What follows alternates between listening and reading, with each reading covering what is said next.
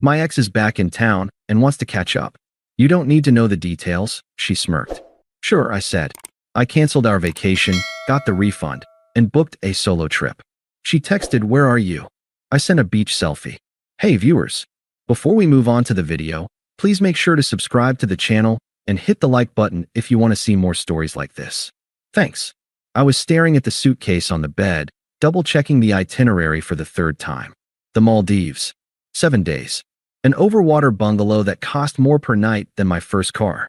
I had saved for 6 months to make this happen, pulling overtime, taking on side consulting gigs, and skipping every boys' night out to ensure the bank account was bulletproof. It was supposed to be a celebration of our 3-year anniversary. But really, if I'm being honest with myself, it was a Hail Mary. Qley had been distant for weeks. Not that I had a bad day at work, kind of distant. The phone face down on the table, taking calls in the bathroom, changing the passcode, kind of distant. Every time I asked her what was wrong, I got the standard gaslighting menu. You're overthinking it, I'm just tired, or the classic, why do you always have to make everything about you? I thought the trip would fix it. I thought blue water and zero cell service would force her to look at me again the way she used to. I was the guy who fixed things. That was my role. I paid the rent, I planned the dates, I handled the crises. I thought I could handle this too. Did you pack the sunscreen? I asked, folding a crisp linen shirt. Qley didn't answer immediately. She was sitting at her vanity, aggressively texting someone. Her thumbs were moving so fast they were a blur. She smiled at the screen, a genuine, flushed smile I hadn't seen directed at me in months. Qley. She jumped, flipping her phone over instantly. God, Mark. You startled me. What? Sunscreen, I said, keeping my voice even. Did you pack it? We leave for the airport in 36 hours. She rolled her eyes, picking up a makeup brush. Yes, Mark. I packed the sunscreen. You don't have to micromanage me. I'm capable of packing a bag. I know you are. I'm just excited. Yeah, well, contain it, she muttered, turning back to the mirror. It's just a vacation. You're acting like we're going to the moon. Just a vacation. It was a $12,000 trip entirely on my dime. She hadn't contributed a cent, which was fine. I earned significantly more than her, but the lack of enthusiasm stung. It felt like I was dragging a teenager to a family reunion, not taking my girlfriend to paradise. I walked over and put a hand on her shoulder. I wanted to connect. I wanted to feel some warmth. She stiffened. She didn't pull away, but she went rigid, like a statue waiting for a pigeon to fly off. I'm almost done packing, I said softly. Maybe we can order Thai food? Watch a movie. She checked her watch. It was 7:30 p.m. on a Tuesday. I can't, she said, standing up abruptly. I have to go out. My stomach dropped. Go out. Where? We have a flight Thursday morning. Just drinks with the girls, she said, grabbing her purse. She sprayed perfume, the expensive stuff I bought her for Christmas. She checked her reflection. She looked stunning. She looked like she was dressed for a date, not drinks with her friend Jessica, who usually wore sweatpants to the bar. Which girls? I asked. She spun around, her eyes narrowing. Why? Do you need a guest list? Do you want to track my location? God, Mark, stop being so suffocating. This is exactly why I need a break. I'm not being suffocating, Qley. I'm just asking. I'll be back later, she cut me off. Don't wait up. She walked out of the bedroom, down the hall, and out the front door. I heard the lock click. I stood there in the silence of the apartment I paid for, looking at the open suitcase filled with clothes for a woman who couldn't stand to be in the same room as me. That was the moment the denial started to crack. But it didn't shatter. Not yet. I was still the provider. I was still the guy who thought if I just loved her harder, paid for more things, and was more patient, she would come back. I was an idiot. She came home at 2 a.m. I was awake, lying in the dark, listening to her stumble in. She smelled like expensive cologne and gin. She didn't come to bed. She slept on the couch. The next morning, Wednesday, the day before our flight, the tension in the apartment was thick enough to choke on. I made coffee. She ignored it. I asked if she was hungover. She told me to shut up. We went to work. I spent the day distracted, staring at spreadsheets, but seeing red flags. I texted her around noon. Hey, just checking in. Still on for dinner tonight to finalize packing. She replied 4 hours later. We need to talk when I get home. Those 4 words are the grim reaper of relationships. I left work early. I sat on the couch, my heart hammering against my ribs, waiting for the execution. She walked in at 6 p.m. She didn't look sad. She looked empowered. She looked like someone who held a winning lottery ticket and was about to quit a job she hated. She dropped her keys on the counter and leaned against it, crossing her arms. "So," she started. "No, hello. I need to tell you something before we go on this trip." "Okay," I said, bracing myself. "Is it about last night?" "Sort of. Brad is back in town." The air left the room. Brad. The one that got away. The college boyfriend she had broken up with 3 years ago because he moved to London for a finance job. The guy she had compared me to early in our relationship until I asked her to stop. "Brad," I repeated. "I thought he was in London." "He was. He's back. Permanently. He messaged me a few days ago. And that's who you were with last night." She didn't even flinch. "Yes. We caught up. It's been years, Mark. He's going through a lot of transition right now, and he needed a friend." "A friend," I said, standing up.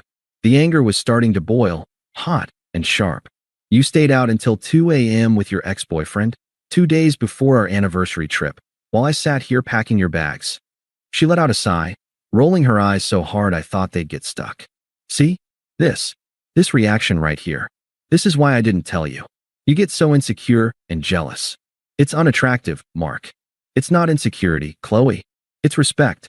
Did you sleep with him?" The room went silent. She looked at me, and for a second, I saw the calculation in her eyes. She was weighing how much truth I could handle, or how much of a lie she needed to tell to keep her safety net, me, intact while she explored her option, him. "We just talked," she said, but her voice lacked conviction. "He's different now. He's successful. He's exciting. He wants to take me to dinner tonight to finish our conversation because we didn't have enough time last night." I stared at her. "Tonight? The night before we fly to the Maldives?" "Yes, tonight. He leaves for a business trip on Friday, so this is my only chance to see him for a while. I told him I'd meet him at 8. She said it so casually, like she was telling me she was going to pick up dry cleaning. "You're prioritizing a date with your ex over our pre-trip night?" I asked, my voice dropping to a dangerous calm. "What exactly do you need to talk about that takes 2 nights until 2 a.m.? She grabbed her purse and checked her reflection in the hallway mirror, fixing her lipstick. Then she turned to me, and there it was. The smirk. It wasn't a smile.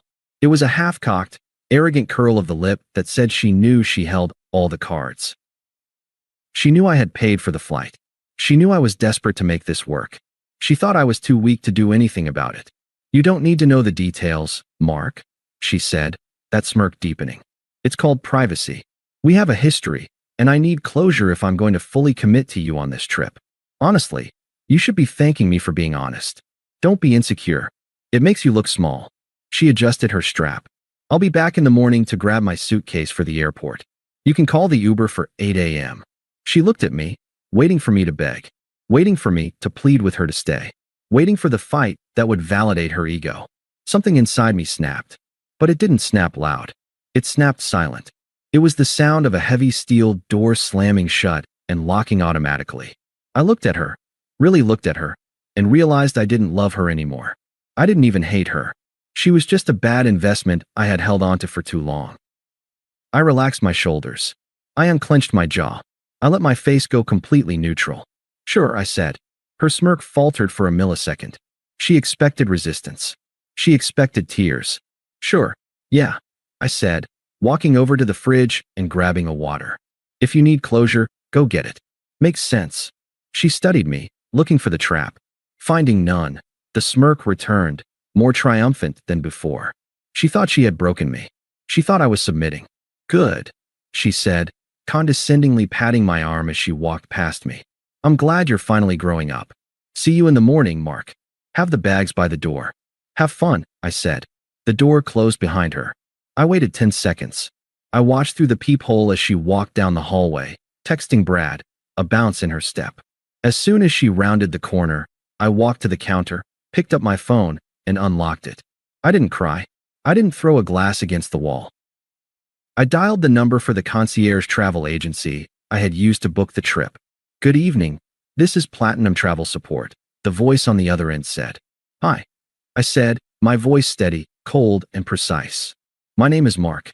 I have a reservation for 2 tamale tomorrow morning. I need to make some changes. Immediately. I need to split the reservation, I told the agent. Keep the itinerary for Mark, last name. Cancel the ticket for Qley, last name. There was a pause on the line. Sir, this is a non-refundable booking. If you cancel her portion less than 24 hours before departure, you won't receive a credit. I understand, I said. I don't want a credit. I just want her name off the manifest. And I want to use the remaining seat availability to upgrade my ticket to first class. That will be a significant upcharge, sir. Do it. Card is on file. It took 10 minutes. In 10 minutes, I undid 3 years of planning. When the confirmation email pinged, a strange sensation washed over me. I expected grief. Instead, I felt lighter. It was the feeling of dropping a heavy rucksack after a 20-mile hike. I didn't stop there. I walked into the bedroom. The suitcase, the one she had mocked me for packing, was still open on the bed. I took out everything that could be considered shared. The extra chargers, the fancy camera she liked to use for her Instagram, the first aid kit. I repacked only my essentials. Then, I went to the closet. I grabbed my duffel bag. I packed my laptop, my passport, my birth certificate, my watches, and the cash stash I kept in the sock drawer. I wasn't just leaving for a vacation. I was evacuating. I looked around the apartment. It was filled with things I had bought. The 65-inch OLED TV, the leather sectional, the Dyson vacuum she insisted we needed. I couldn't take it all, not tonight. But I could make sure she didn't get comfortable. I logged into the landlord's portal on my phone. I submitted a notice of intent to vacate, effective immediately, agreeing to pay the lease break fee. Then, I called the power company and the internet provider. I scheduled the disconnect for the day I returned from the Maldives. She would have 7 days of lights and Wi-Fi to figure out her life. After that, she was in the dark. I looked at the clock. 9:15 p.m. She was probably on her second martini with Brad, laughing about how safe and predictable I was. She was right. I was predictable, predictably efficient. I took one last look at the apartment. I didn't write a note. I didn't leave cash on the counter. I didn't leave a rose. I took her house key, the spare one she always left in the bowl because she hated carrying it, and I dropped it into the garbage disposal. I didn't turn it on. I just let it sit there, a metal hidden in the dark. I wheeled my suitcase to the door, stepped out, and locked the deadbolt. I called an Uber Black. Destination, the airport hotel. I wasn't going to wait for the morning. I wasn't going to risk a confrontation when she stumbled in drunk at 3 a.m. I was going to sleep in a king-sized bed with soundproof windows, wake up early, and start my vacation without the baggage. As the Uber pulled away, my phone buzzed. A text from Qley. Qley, having such a deep talk with Brad. Time is flying. Don't wait up, I might be late. Make sure my carry-on is by the door. Love you. Love you. I looked at the words. They looked like spam code. A meaningless string of characters used to hack a system. I deleted the thread. The next morning, I was sitting in the first-class lounge at 7:30 a.m. It was quiet. I had a plate of eggs Benedict and a mimosa. The anxiety was gone, replaced by a cold, hard focus. I watched the planes taxiing on the tarmac through the floor-to-ceiling glass. My phone was face up on the table.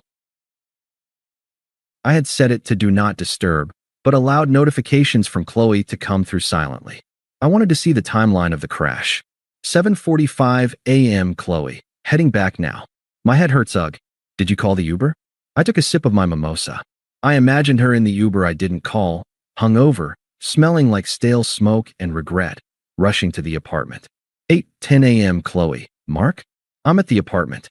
Why is the door locked? I left my key inside. She didn't have a key. I had the only working key, and it was currently in my pocket, thousands of miles away from being useful to her. 8:12 a.m. Qley. Pick up the phone. I'm banging on the door. Are you in the shower? We're going to be late. 8:15 a.m. Qley. Missed call, Qley. Missed call, Qley. Mark? The neighbor just let me into the building, but you're not answering. I'm freaking out. I buttered a piece of toast. 8:20 a.m. Qley. I got the super to open the door. Where are you? Where's your suitcase? Why is the closet open? She had entered the blast zone. She saw the empty drawers. She saw the missing laptop. She saw the lack of Mark. But her narcissism wouldn't let her understand what it meant yet. She likely thought I had gone to the airport ahead of her in a fit of pique. 8:22 a.m. Qley. You petty asshole. You went to the airport without me? Because of last night? Seriously? 8:25 a.m. Qley. Fine. I'm calling an Uber. You better be at the check-in desk with my ticket. This is so immature. I checked the boarding time. 8:45 a.m. She was 30 minutes away from the airport in morning traffic. She was going to cut it close. I finished my breakfast and gathered my things. As I walked toward the gate, I felt a vibration in my pocket. She was calling again. I let it ring. I boarded the plane. Welcome aboard, Mr. Last name, the flight attendant said, taking my jacket. Would you like a pre-flight beverage? Champagne, I said. And keep them coming. I settled into the pod. It was massive, private, quiet. 9:10 a.m. the plane doors were closed. We were pushing back. My phone lit up. She had made it to the airport. This was the moment. Qley, I'm at the counter. Where are you? I don't see you. Qley, Mark, stop playing games. The lady is asking for my passport. Come here. I could visualize it perfectly. Her, frantic, sweating, hair slightly messy, slapping her passport on the counter, demanding the ticket that no longer existed. The agent typing, frowning, typing again.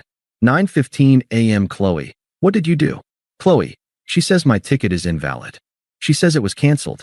Qley, Mark, pick up the fucking phone right now. She says you're on the plane. Qley, voice message, 014. I connected my AirPods. I pressed play on the voice message. It was a masterpiece of chaos. Background noise of airport announcements. Her voice, high-pitched and breaking. Mark, this isn't funny. She says you're in 1A. Get off the plane. You can't just leave me here. I don't have any money on me. Brad didn't. I just need you to come fix this. How could you cancel my ticket? I'm your girlfriend. Brad didn't what? Pay. Give her a ride? It didn't matter. We were taxiing now. The engines roared to life. A deep thrum that vibrated through the seat. 9:18 a.m. Qley, Mark, please. Everyone is staring at me. I'm crying. Please tell them it's a mistake. Please. Qley, you can't leave me. We have a life. I love you. Qley, I'm sorry about the smirk, okay? I was just tired. I didn't mean it. Come back. The plane accelerated. The G-force pushed me back into the leather seat. We lifted off, the ground falling away, the cars turning into toys, the people turning into ants. Somewhere down there, in Terminal 4, Qley was realizing that she wasn't the main character of this movie anymore. I waited until we hit 10,000 feet and the Wi-Fi light turned green. I opened her chat. I scrolled past the begging, the threats, the I love yous. I typed 2 sentences. Me, you wanted privacy with him. I'm giving you all the privacy in the world. Me, don't be insecure. Then, I blocked the number. I reclined the seat fully flat, put on my noise-canceling headphones, and selected a movie. I had 14 hours of flight time ahead of me, and for the first time in 3 years, I wasn't worried about a single thing. The Maldives is exactly as good as the screensavers make it look. I arrived at the resort via a private seaplane. The water was a shade of turquoise that didn't look real. The staff greeted me by name, handing me a cold towel scented with lemongrass. They asked where Mrs. Last Name was. Plans changed, I told the host, smiling. It's a solo retreat now. He didn't miss a beat. Understood, sir. We'll remove the second setting from your private dinner tonight. Walking into the overwater bungalow was a spiritual experience. Glass floors looking down into the reef. A private infinity pool blending into the ocean. A bottle of Dom Perignon on ice. For the first 2 days, I didn't turn my phone's cellular data on. I used the Wi-Fi only for Spotify and reading the news. I swam with sharks. I ate fresh lobster. I slept for 12 hours straight. I realized that the knot in my chest, the one I thought was just work stress, was actually Qley stress. It was gone. On the 3rd day, I was lying on a catamaran net suspended over the water, a book in one hand and a coconut in the other. My phone buzzed. It wasn't a blocked number, it was a new one. Unknown number, Mark. It's Qley. I'm using Jessica's phone because you blocked me. You need to stop this. I'm scared. The landlord just emailed me saying we're being evicted, and the power company sent a final notice. Unknown number. Where are you? Are you seriously in the Maldives without me? I looked at the text. I looked at the ocean. She was still in the chaos. She was dealing with the reality of a life unsubscribed. She wanted to drag me back into the mud with her, to make me explain, To make me argue. To make me care. I didn't type a response. Words were too cheap for this moment. I opened the camera app. I framed the shot perfectly. My feet, tanned and resting on the edge of the net. The sweating bottle of champagne. The endless, blindingly blue Indian Ocean in the background. I sent the photo. Then I typed one word. Me, details. I watched the receipt appear instantly. Then came the typing bubbles. The frantic, erratic dots of someone having a meltdown. Unknown number. You arrogant PR, unknown number. I hate why unknown number. Brad was right, Abu. I didn't finish reading them. I blocked Jessica's number too. Then I powered the phone off completely and threw it into the safe. I spent the rest of the week learning how to scuba dive. I returned to the city 10 days later with a tan and a new lease on life. Literally. I had signed a rental agreement for a loft downtown, closer to my office, far away from our old neighborhood. The fallout, as I pieced it together from mutual friends who were still talking to me, was catastrophic. It turns out, Brad wasn't this savior Qley thought he was. He was a crypto consultant living in an Airbnb. When Qley showed up at his place crying, luggage in hand, explaining that her boring boyfriend had canceled her ticket and cut off the utilities, Brad didn't offer her a key. He offered her a ride to her parents' house. He wanted a fun fling with a taken woman, not a homeless girlfriend with baggage. He ghosted her 2 days later. As for the smirk, it was wiped off her face permanently. About a month after I got back, I ran into Jessica, the friend whose phone Qley had used to text me. I was at a coffee shop, wearing a suit, heading to a meeting. Jessica looked awkward. She tried to duck out, but I caught her eye. "Hey, Jessica," I said, cheerful. "Mark," she said, shifting her weight. "You look good." "I feel good. How's Qley?" Jessica sighed, and the dam broke. "Honestly, it's a mess. She's staying on my couch. She had to sell her designer bags to pay off her credit card debt. She keeps talking about how you ruined her, but honestly, Mark, even the girls are tired of hearing it. She bragged about meeting Brad. We all told her she was being an idiot. She made a choice," I said, checking my watch. "She misses you, you know," Jessica said, her voice dropping. "She knows she messed up. She said if you just talk to her, maybe." I held up a hand. "Jessica, stop. She just wants closure." "She got closure," I said. "It was in the cancellation email." I walked out of the coffee shop and didn't look back. 6 months later, I was promoted to partner at my firm. I started dating Elena, a woman who packs her own bags, pays her own bills, and doesn't have catch-up dinners with ex-boyfriends. We were planning a trip to Tokyo. "Are you sure you want to go?" Elena asked me one night while we were booking flights. "I know you just did a big trip a while ago." I smiled. I thought about the Maldives. I thought about the silence of the bungalow.